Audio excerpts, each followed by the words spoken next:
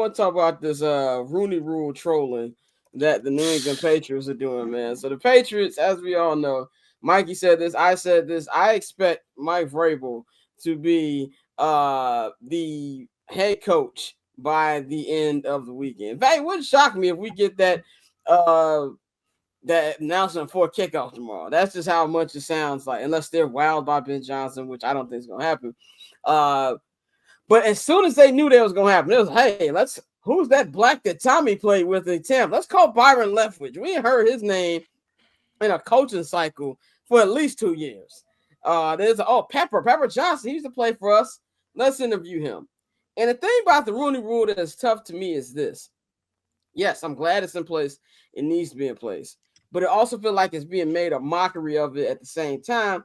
But also, you can't force general managers or ownership to hire a minority candidate if they don't want to hire a minority candidate. I just feel like there's only so much you can actually do. I don't know if there's any modification, but I'm glad Aaron Glenn, when they reached out to Aaron Glenn, told him, get out of my face, because he knows what time to time. I'm not going to be your minority interview. Like, you can trick those dudes who know they're not going to get it, but not for me with the work I've been putting in. Joe, what do you feel about this, the way the Patriots move about it, and do you think it's a problem going forward with how the Rooney Rule is being treated? You know, the thing is with any sort of, we'll just say affirmative action-esque, there's a reason it's in place.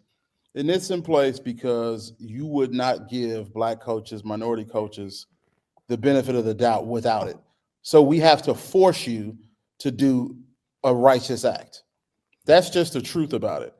And a lot of folks within this country seem to think, oh, you shouldn't have to do this. You know, Marcus Freeman and his freaking, oh, man, just everybody, just be a good person. That's all I care about. That sentiment is prevalent even in folks who are minorities. And then when you take it to the NFL, though I do admire the Rooney Rule, I do admire the fact that they make these organizations do this, teams still will typically hire white coaches. And that's why you have to keep the rule there. Unfortunately, tweaking the rule and tweaking the rule and tweaking the rule, somebody will find a way around it. They stack up their freaking black hires, their minority hires, and then toss them out the window. This just kind of is what it is. It won't ever be 100% solved or even majority solved until there's a culture change within that organization, within the people who own it. Until then, it's just going to keep happening. That being said, I think it's now time for minority coaching candidates to do what Aaron Glenn did and utilize their agency as human beings and not fall for the bait. You know what I mean? Because at the end of the day, black coaches, success as black coaches, it is still a rarity in this league. It is still very few of them succeeding at that level. And so if we have to keep forcing teams to do this until it becomes a standard so much that you don't need the rule, I'm absolutely for it. But shame on the Patriots and the way they're treating this as dog shit, but also shouldn't be shocked. Look where the fucking Patriots play. That's what they do. That is a part of that region. Definitely. Bang. You think any changes need to be, or anything that they can do for people to take these candidates serious?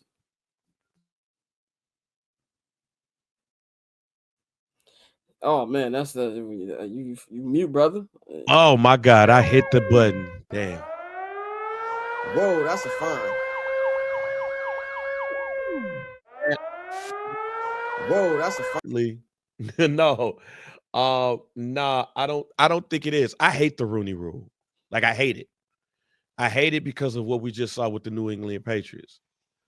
Like, do you hate the rule or the way they skirt around the rule? No, I hate the rule because I hate the way they skirt around it. I hate the rule because if you just go hire somebody you want, just hire it. The kufi.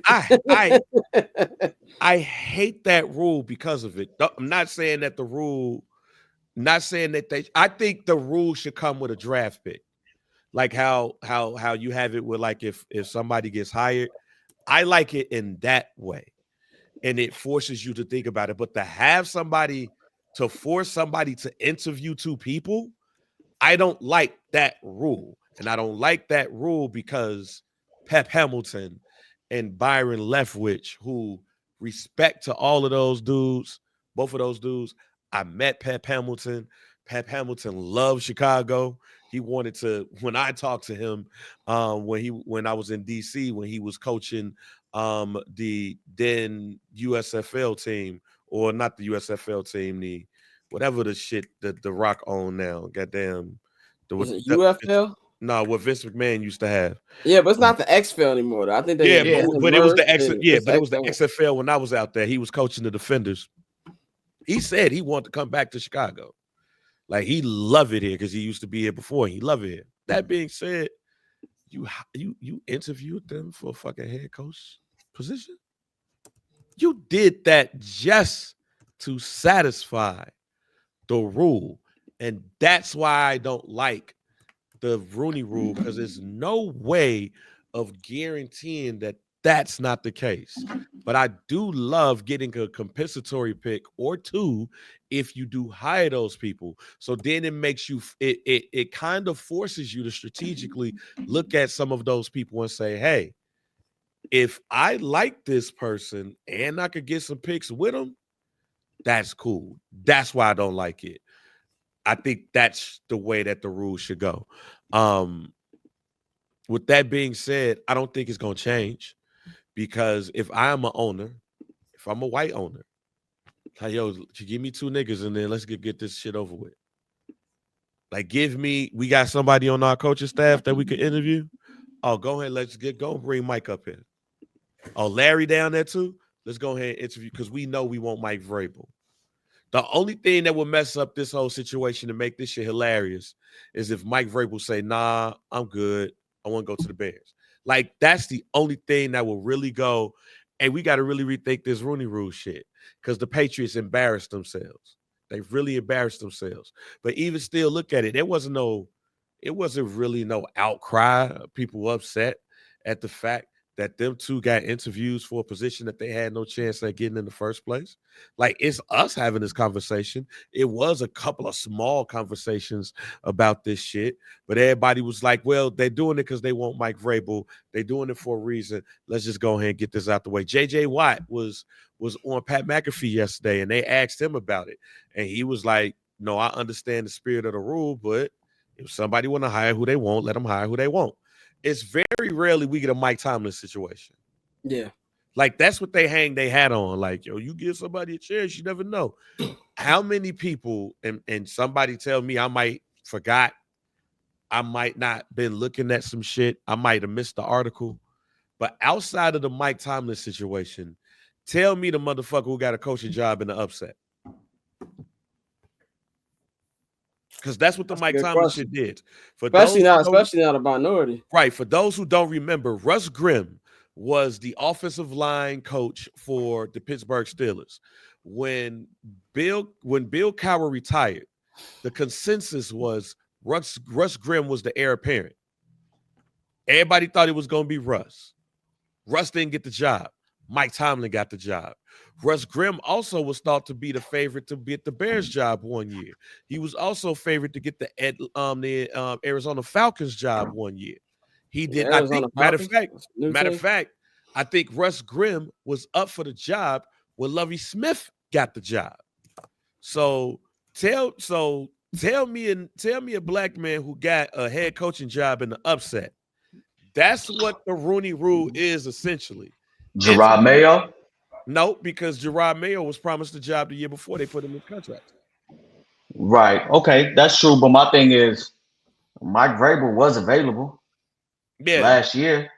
Yeah, and you know, like, Mike Vrabel technically was fired January 9th. So you know, a year and a day ago from, you know, today. So all Kraft did was hold up his honor his contract, which he didn't have to do in the first place. That's what that was. The Rooney Rule is, all of y'all white and Flo's black. All of y'all, Scott, you Ben Johnson because you love Ben Johnson. Dante, you Joe Brady. I'm Todd Monken. Mikey, you Brian Flores for obvious reasons. That's racist. Flows is Flows. And he come up in there and he have a plan for Caleb. He has a plan for the team. and he shuts down every question that might get thrown to him. And McCaskey, Warren, and Pose might be like, I understand that all of those people are big names, but that dude got the best plan. I'm going to hire him. That's what people hang their hat on when it comes to the Rooney Rule. That don't happen often. So I'm going to disagree vehemently, but also it's also where are you basing your satisfaction with the Rooney Rule? Is it the outcome or is it the intention behind it? For me, it's more important of the intention behind it more than anything. My thought is the Rooney Rule is what, one woman, one underrepresented minority, or whatever the term was used in the rule book. So it's just 2 extra people you have to look at during that cycle. It's not a lot. And for me, it's about forcing these white owners to look at people who are not white. And for me, when I see retorts like, I didn't hear McAfee, but if, he said just allow them to hire who they want to hire, that's the same shit that they did. Well, that was JJ Watt. JJ Watt. JJ Watt, I'm sorry. JJ Watt saying, let them hire who they want to hire. It's the same retort from every single thing revolving critical race theory, DEI, any sort of inclusivity. It's the same tactic. Let them hire who they want to hire. And what that really amounts to is I, as a white person, don't want to do that. I don't want to be forced to look at other people who aren't white because I'm not going to do it.